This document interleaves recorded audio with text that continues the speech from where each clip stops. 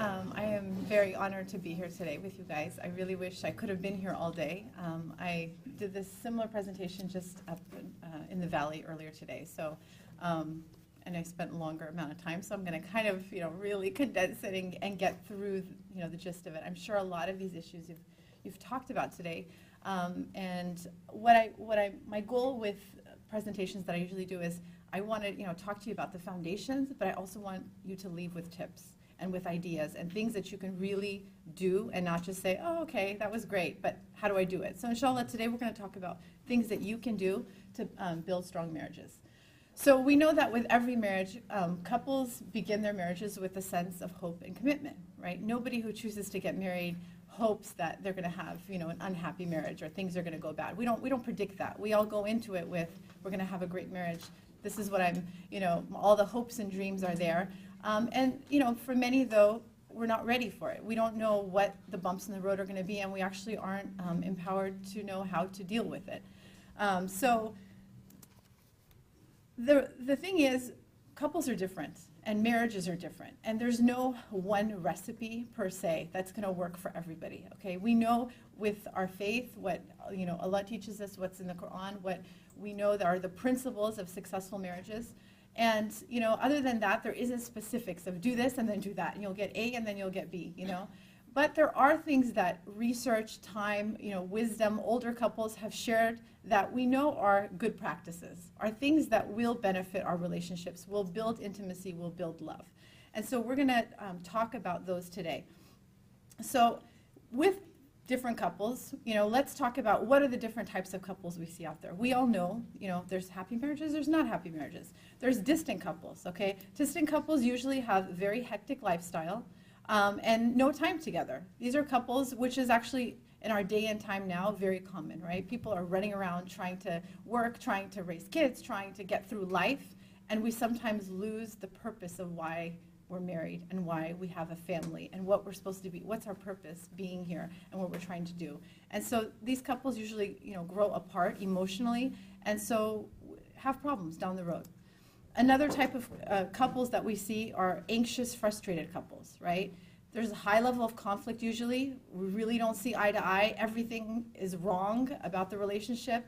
And usually there's unfulfilled expectations. There's something that they don't feel like they're getting out of the relationship or even giving to the relationship. And so this is a very stressful kind of relationship. And then hopefully the third type of relationship which we all seek is happy couples. But what is a happy couple, right? Does that mean they're never having problems? No, we all have bumps in the road. We all have stressors. We all have things that we need to work on. But happy couples have a mutual satisfaction in the relationship, meaning that they're getting from that relationship as much as they're giving as well. And it's not always equal. It's that there is this camaraderie, this partnership, this work that's happening that you're keeping your eye on the prize, right? The long term, the why are we together? What are we doing on this earth together as in this marriage? So what does it take to create this long-lasting, satisfying marriage? That's what we're going to talk about today. And like I said, there's research that has shown that there's 4 general protective factors to strong marriages. Like when they take all these marriages and people have been married for a long time and they look at what are the things of couples who can say, I'm happy, this is a satisfying marriage. Not meaning I'm always happy, I'm always in love. Okay, that's not possible for anybody. But I am in a content relationship, okay? And I'm working on this relationship and I'm happy. So these are the 4 that they have found. Now, the one thing that all the researchers found foundationally is that there has to be more positive than negative, okay? So what they found is that for every one negative, let's say, incident or thing or whatever happens, there has to be 5 positives. Now this makes sense, right? I mean, if you're getting 5 criticisms and only 1 compliment, doesn't equal, But if you're getting maybe 1 criticism but 5 compliments, that you can take it, right? Because your cup is full. You feel like, okay, but we understand each other.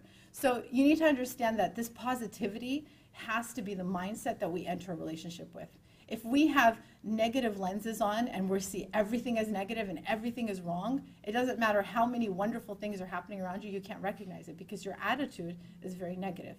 So, of course, as Muslims, we need to always have positivity and hope, right? So in a relationship, we have to have this positivity. We have to have the lenses on that there's positive things in my spouse, positive things in my life, positive things in my relationship that we can look towards. So positivity has to be at the core of these 4 factors. So the first one is remaining good friends.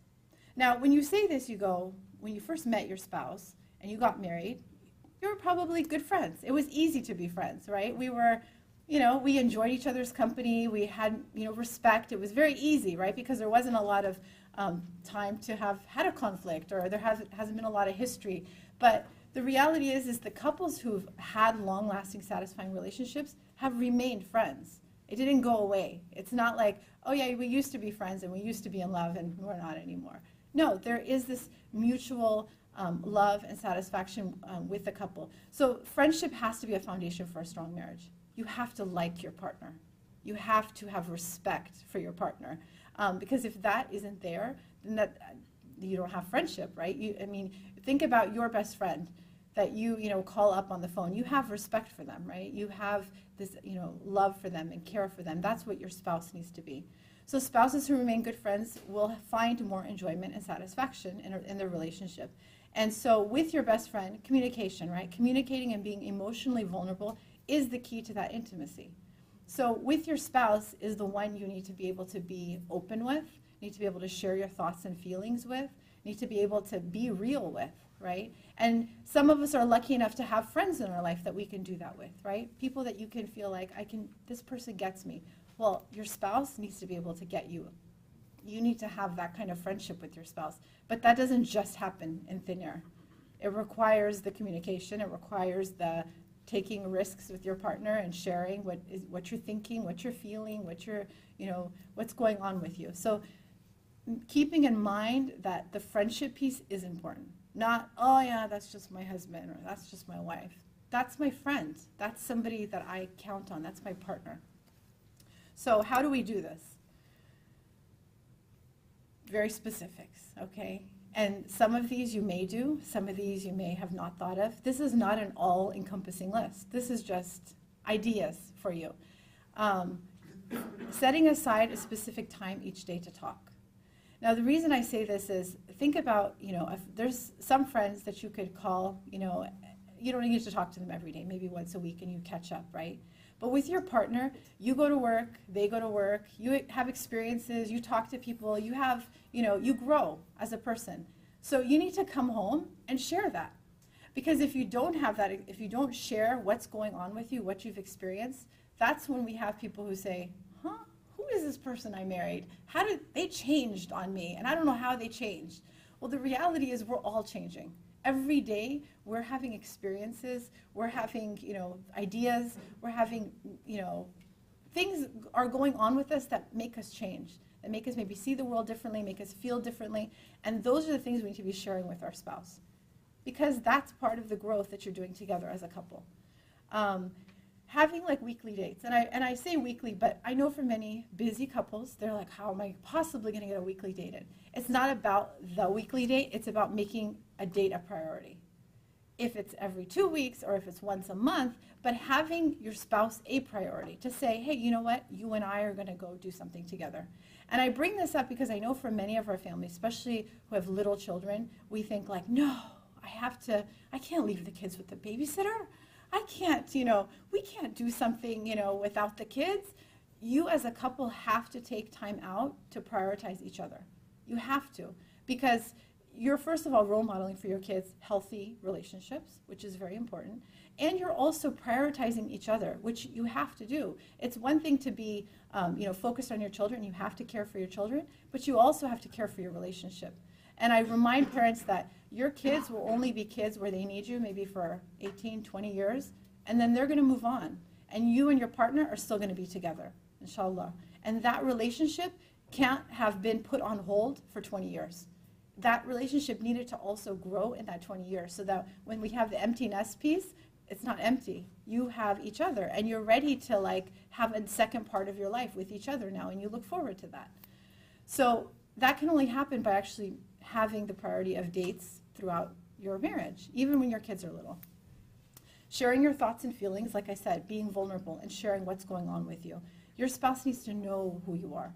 How are we going to know who our spouse is if we don't talk, if we don't share what's going on with us?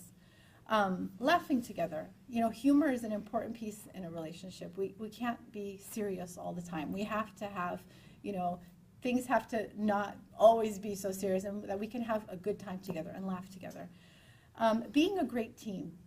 In the marriage relationship, that needs to be your cheerleader. You need to be on the same team, where you're encouraging each other for whatever goals as a couple you've determined, that you guys are on a team. You're not fighting each other. You're trying to encourage the best in each other and trying to make this whatever dream happen for your family. And then dreaming together about your future. Me and my husband, what we actually have done in the last few years is like once a year we will have like a little like assessment of our life and of our relationship, and like, where are we at? Are we good? Are we like, what do we need to work on, for ourselves, for our relationship, for our family? And just kind of like when you think about any corporation or any organization, they have like yearly kind of reevaluations, right? So even as a couple, to reevaluate, where are you at? Is the family working well? Are you as a couple happy? Are you working well? What things do you want to work on? And coming up with dreams, coming up with, keeping this long-term planning in mind as far as your family. And then trying new things. The only way you're not going to have a boring marriage or have this, it's the same old kind of thing, is to put, new ideas and new experiences into your relationship and try new things together. And what happens is by trying new things together, you're sharing something special together. And when we share something special with somebody, that's how we build intimacy. That's how we have a special connection to this person, that I did something different and new with this person. So the next one, so that's number one, okay? The one protective factor to long relationships is to remain friends, okay? And I gave you some ideas of how to remain friends. The second one is acts of kindness. And you say this and you think, well, obviously, but the reality is we know that many couples, after long periods of marriage, forget to be kind or don't take for granted what kindness is, right? But by showing kindness to your spouse, it's going to, of course, increase love and compassion for each other, because with kindness, giving out kindness, you receive kindness. It's very cyclical, right? It will actually keep little annoyances from being blown out of proportion, right? And the way you need to think about this is, like with kindness, it's like a jar. And every little kindness is like a little token in that jar. And if that jar is pretty full, that jar feels pretty good. But if that jar is empty and then you have negativity put in there, that doesn't feel so good. Or for instance, if you think of your relationship like a cup of water, okay? If the cup is full and you put a little bit of salt in there, it may not change the taste very much. But if the cup is empty or very little water at the bottom and you put in salt, that's not going to taste good.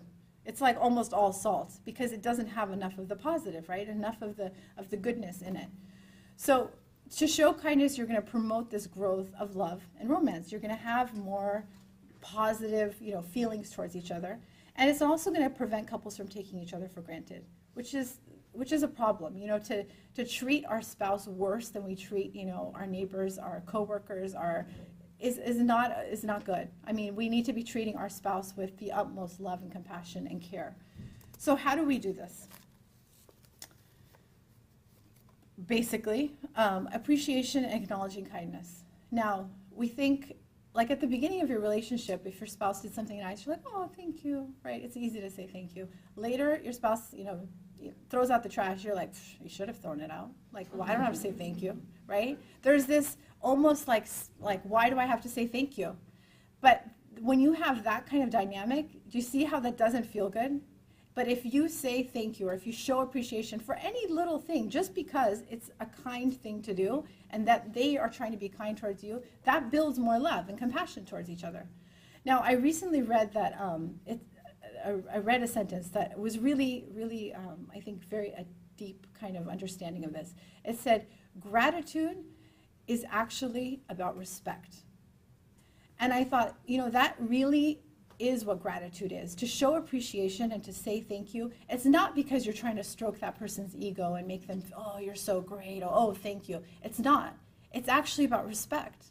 Because that person, when they are being kind to you, you're saying thank you out of this respect for them, that, wow, they just did something for me that was just kind, right? And I love that person, and I am, showing my respect through my appreciation and acknowledgement of what they did. So don't think that when your spouse says something, you don't need to acknowledge it. Oh, they already know I'm thankful. They already know that I love them. You need to actually say it. Our words really matter, and it does impact our relationships. And what the researchers have found, it's the little acts of kindness every day. That little bit all piles up together, and that's what creates a loving marriage. It's not the roses on Valentine's Day or the ring, which is still nice, but it doesn't add to the bigger picture. I mean, we're talking about sustaining long relationships. It needs to be the little stuff. It's the little acts of kindness. And so understanding that when you are showing appreciation to your spouse, you're showing love. Supporting and helping your spouse. And usually this is in the little things and in the big things, in the dreams. Maybe your spouse really wants to change careers, or wants to go back to school, or wants to climb Kilimanjaro. Whatever it is, whatever their dream is, however you can support and encourage them, whatever it is. I mean, see, and that's the thing. Your spouse can come to you and say, this is what I really want to do. Would you say to a friend, like, there's no way you can do that? Or why would you ever want to do that, right? If your best friend calls you up and says, I have this really great idea, would you sit there and put their idea down? Probably not. You'd be like, that's an interesting idea. Tell me more about it. Oh, I hope you can do that. I mean, you would be encouraging, right? So think about for your spouse, why do we feel like we have to say, no, you can't do that. I know you can't do that. No, we need to be encouraging to our spouse and say, wow, maybe that's something, no, I wouldn't want to climb Kilimanjaro, but if that's something you really want to do, I mean, I'm going to support you, like whatever your dream is, because that's your dream. So giving compliments, okay? It's nice to give compliments. It's nice to acknowledge their presence, right? That's what a compliment is. Sending kind emails and notes. Like, don't take for granted, or texts, right? Now we're in the texting time. Like sending kindness even through little things like a text or a phone call or an email or a note on the refrigerator. Like, these are small ways we show love.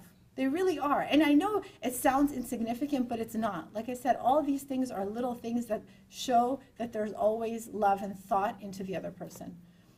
Surprising one another is always nice. It just keeps the relationship interesting.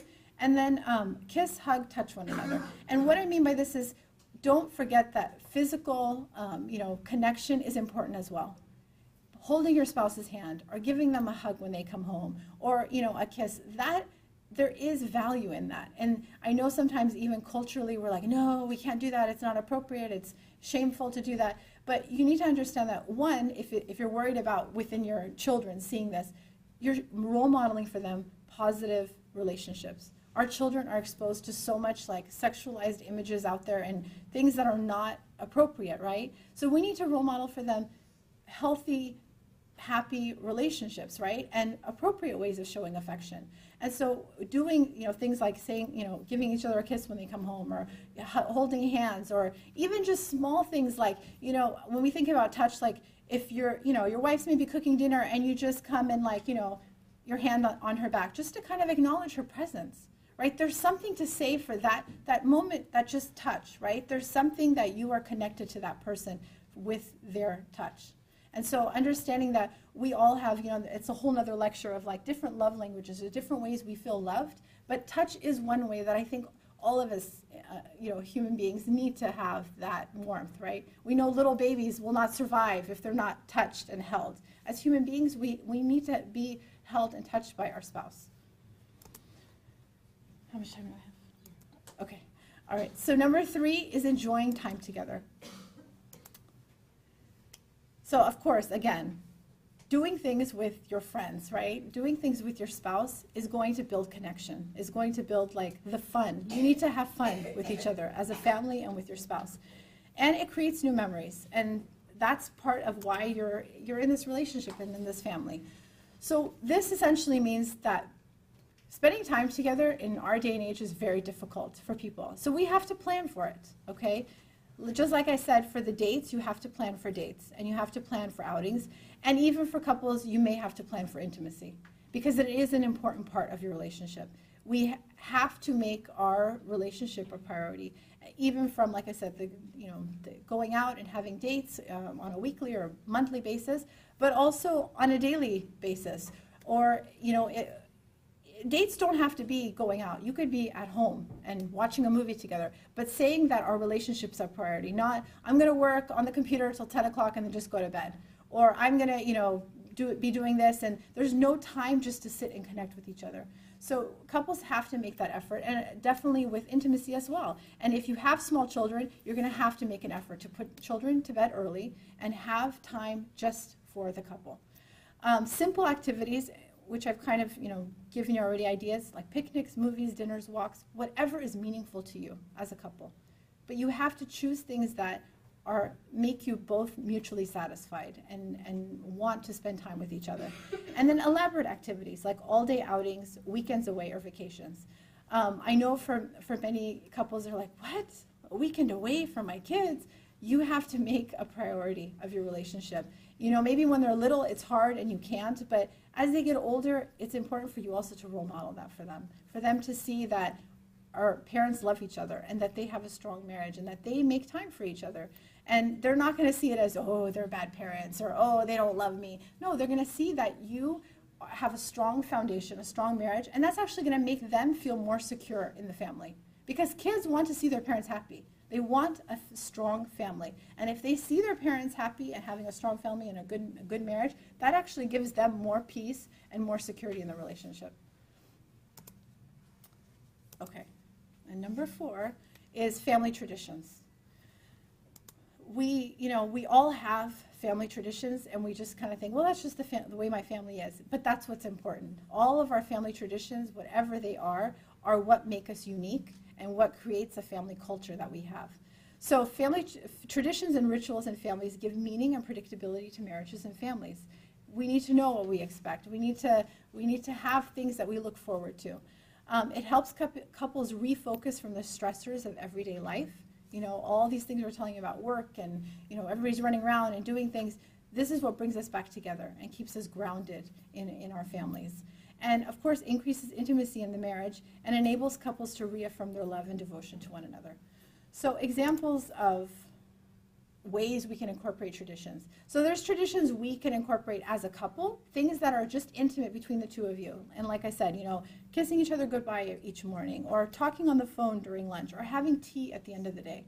I mean, little things that are your tradition, whatever it may be. And like I said, these lists aren't, all-inclusive, and they don't work for everybody. But pick something that works for you, that is your tradition with your spouse, something that you can look back at your life and say, yeah, that's what we do. Like for my husband and I, since we first got married, it's always been that we check in with each other in the middle of the day once. We just kind of, either a text or a phone call if we can, just like, how are you doing, what's up, how's your day going? Just to check in, because like I said, your day, there's a lot of stuff going on through your day that impacts you and that changes you. And so to be able to check in with your spouse, that's what's worked for us. Because for us, not talking to each other for 8-10 hours a day and then just kind of, going on with life, there's a disconnect there. And I even think about when your spouse maybe goes on a business trip for 3 days, right? And then they come back. There's a moment of disconnect there where you have to kind of re-situate yourselves with each other and kind of go, oh, we haven't seen each other for 3 days, and where have you been and how has it been, and where that kind of thing. That's because the disconnection, right? Which you can work and put an effort into it, but it requires the effort to actually say, okay, I want to connect. I want to know what's going on with you. So having certain rituals, traditions is your way of connecting with each other. Exercising together, we are a society that's not exercising enough, but if you can find something that you two enjoy doing together, prayers together, even if you could just do one prayer together, if like the Isha prayer is your prayer that you just pray together, that's a ritual. That's something that you can feel like is your time to come together as a couple. Eating family dinners, having family dinners, I strongly I'm an advocate of this, because we obviously are seeing that less and less families are having dinner together, because we think sometimes it's about the food, and it's not about the food. It's about coming together as a family and sitting and just enjoying that intimacy, right? Because there is an intimacy of sitting together and exchanging ideas and sharing and talking and having a meal together that it requires you to slow down. And that's why when you put that effort of saying, no, we're having family time, we're going to have, dinner together. And so for many families, especially if dads are working late or moms are, not able to, be home at a certain time, you have to figure out, then find Sundays are our time together, or Saturdays are our time together. But you have to make it a priority. And even for your children, it's really important for them to feel that sense of family dinners. And so, if you're lucky to do it every night, that's great. But if you can't, make it an effort at least once a week, because it's sad when we see everyone's just doing their own thing. The whole family is disconnected, essentially. Kids are on the computer, this one's on TV, this one's doing homework, and coming together and checking back in with each other is what a family dinner is about. And like I said, it's not about the meal, okay? I don't care if it's all frozen food, but it's sitting down and sharing a meal together. That's important. And then celebrating special days. The way you celebrate Eid, the way you celebrate, birthdays or anniversaries or whatever special things, that's traditions you're creating in your family. Recently someone shared that it was a really, really sweet tradition.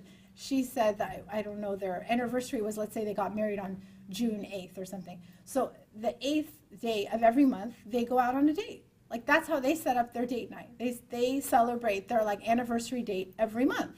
And so that's the tradition they created that works for them and that they feel like, okay, that's meaningful for them. So we need to be creative and we need to come up with how we celebrate things that are important to us. And that's what's so beautiful is that every family does things differently in how we celebrate Eid and how little traditions that we do that we brought from our own families and that we create our own traditions. But it's meaningful because like it says, all these rituals is what when we look back at our life, we're going to say, oh, that's what the Ezzeldine family was. That's what this family was. Every family has their own traditions. And so to not take them for granted or rush through them or feel like, oh, I have to get through this somehow. These are the memories you're creating. This is what family is. And so those are the 4 protective factors. And I remind you of, the ayah in the Quran that says, and you pray, O our sustainer, grant that our spouses and our offspring be a joy to our eyes, and cause us to be foremost among those who are conscious of you. That is what family is, right? To have our families to be a joy, a sakina, a mercy, a place of peace, for all of us to be in this family relationship because for the ultimate purpose, right? That we want to please Allah, that we want to have a happy relationship with each other so that we can be good, worshipers for Allah. So we pray for this for all of our families because it's heartbreaking when we see unhappy families, right? We all know people who are having unhappy relationships, but the beauty in a happy relationship and the mercy and the compassion and the tranquility that people feel is possible, but it requires work. It doesn't just happen. And so I gave you some suggestions today of things we can do that requires work, and it requires priority, and it requires a positive attitude. And so we can say, no, it's not going to happen, but if we actually have it as a priority and something we want to do for our families, then we do it. Or we just complain. And I hope, inshallah, we don't just complain and that we actually do move forward and take action in building strong families and strong marriages. And so I end with what we always end on the show, which I feel is, the motto that for a strong family, we have to have a strong family for a strong community. And so be there, connect, encourage, and love. Assalamu alaikum. Thank you very much.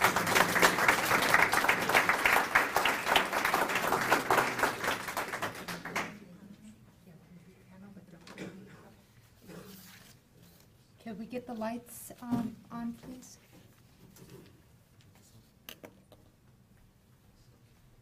We'd like to present you with the certificate of appreciation. Thank you so much, Munira. Thank you.